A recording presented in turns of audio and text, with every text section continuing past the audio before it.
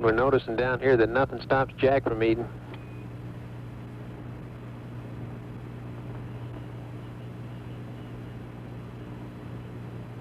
You can talk all you want to, but first things first. Food tastes a lot better today. For the first time in its young history, the National Aeronautics and Space Administration is geared for a space rescue operation. An Apollo capsule is now being refitted to be ready to rescue Skylab astronauts Alan Bean, Owen Garriott, and Jack Lousma once it's determined the capsule now attached to the space laboratory could not bring the trio back to Earth.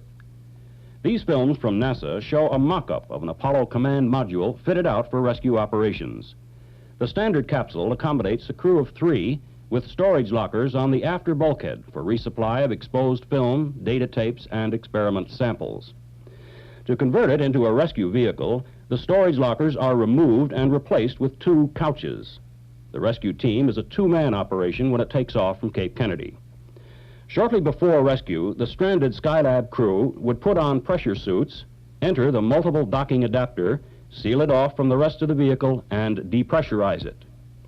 They would then be able to unhook their disabled space module from Skylab and actually push it out of the way, if needed, of the arriving rescue module.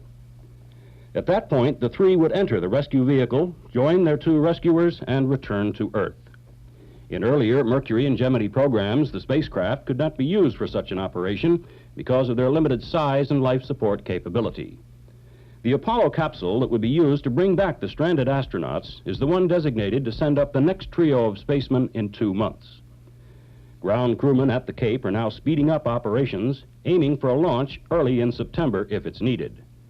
Launch Director Walter Capryan said there's been no definite word that a rescue operation will be needed for Skylab 2, but if it is, they'll be ready.